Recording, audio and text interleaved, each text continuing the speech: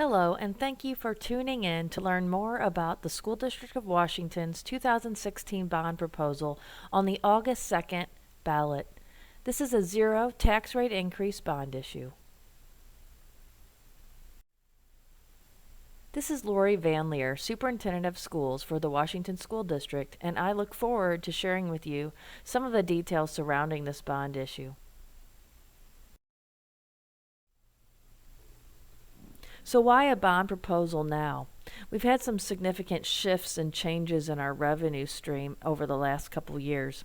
Significant declines in our assessed valuation, which is our main source of funding, our local effort, has been compromised or has gone down over the last several years. This began with the buyout of Patients First by Mercy. That was a loss of approximately $650,000 annually.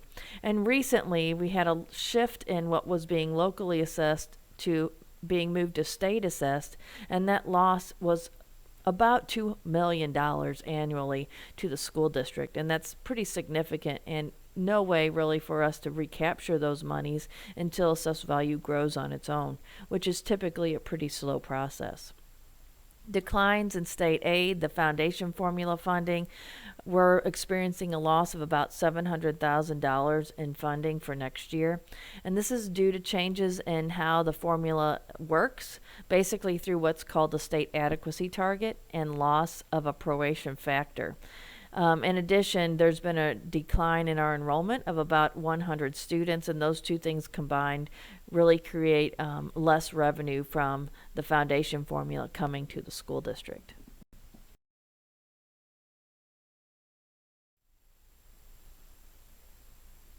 So this $15 million bond issue is a zero tax rate increase.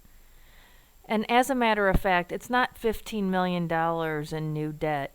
The majority of this issue is about converting $13.66 million in lease obligation debt to general obligation debt. So basically paying off one and moving it to another fund through a refinancing. So how would approval of this bond issue help the school district? Well, first let's observe the four funds. The two main funds of the school district are the operations budget, the general fund, and the teachers fund.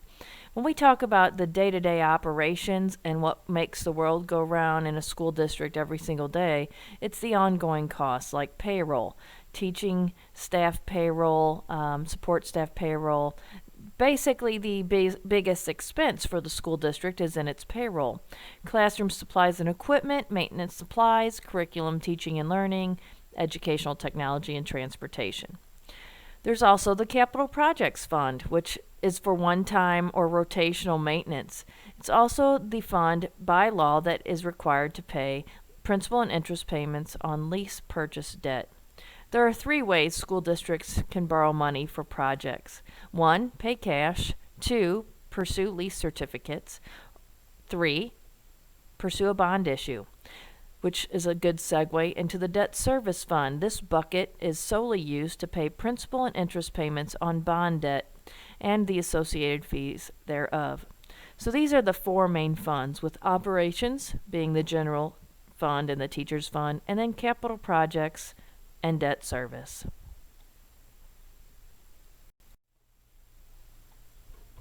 So what are we asking voters to consider? Basically, because we have cut our budget by $3.5 million since August to make up for those major losses in revenue, we still feel like we need to shift some expenses from the Capital Projects Fund to the Debt Service Fund. And this illustration will help you understand that.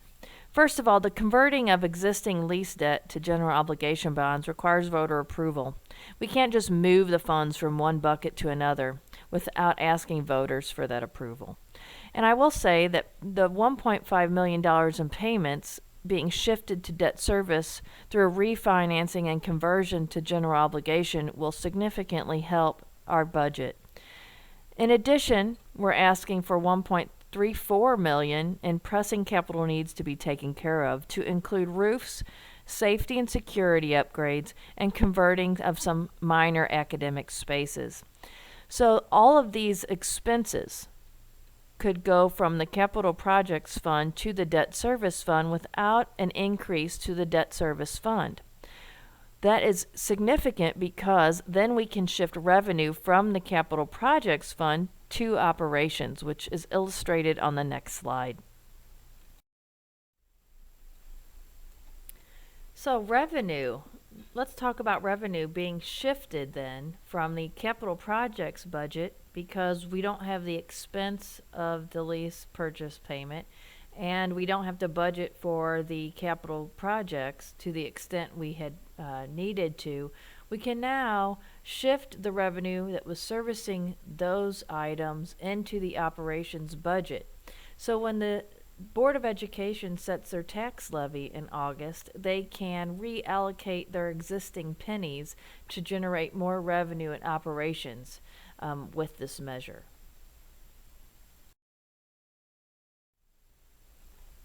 So this is our next best step at this point.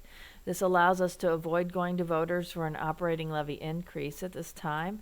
It prevents further budget reductions, and considering we have cut $3.5 million from our budget and we've downsized in the area of administration, teaching staff, and support staff, this is significant.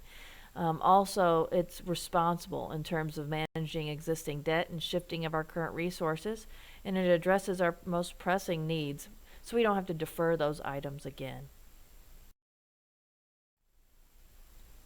And in every effort to be as transparent as possible, we wanted to list in this presentation our most immediate capital priorities. We have really taken a good look at all of the locations within the district, and we've identified these as the top 9 items in order that could be addressed with this bond issue with that allocation of revenue.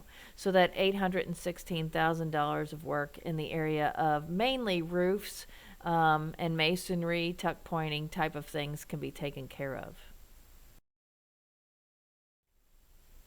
And in addition, we want to address some safety and security needs by looking at some access control points, some security cameras, and then also at South Point Elementary, we would like to install a voice over IP communication system.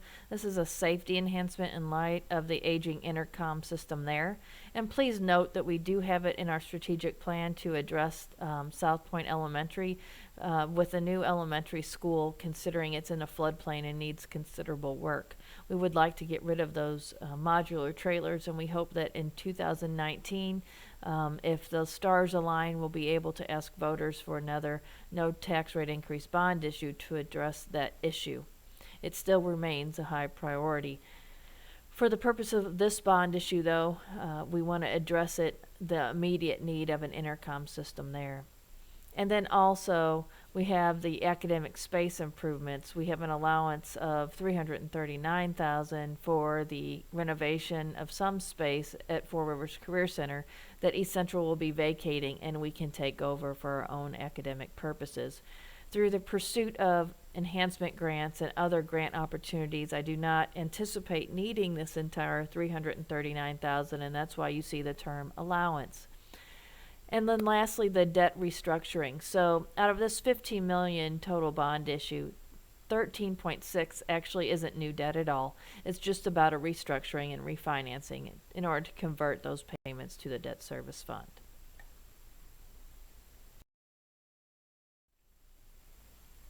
Ballot language can sometimes be difficult to understand.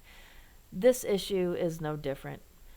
The main thing to know is that this is a $15 million no tax rate increase, zero change in our tax levy, for the purposes of paying us off these lease obligations and refinancing them through general obligation bonds, and for the purposes of really working through construction and renovation of existing facilities. And that means improvements in the area of roofs and safety and security areas.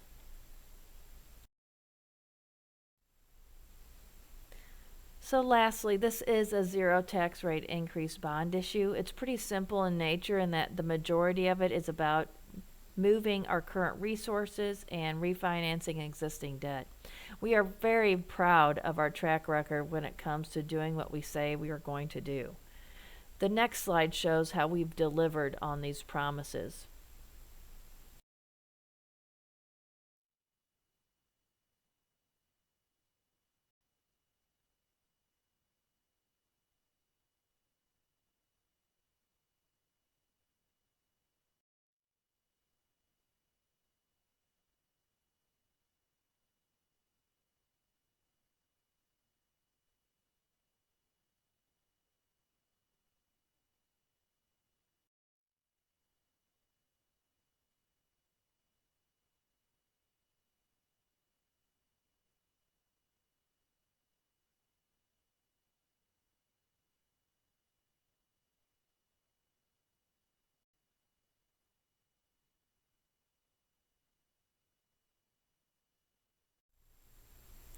Thank you for taking time to learn the details surrounding this bond issue on August 2nd.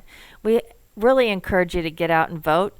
And also, don't hesitate to give us a call, 636-231-2000, if you have a question. We'd be happy to answer it for you. Thank you.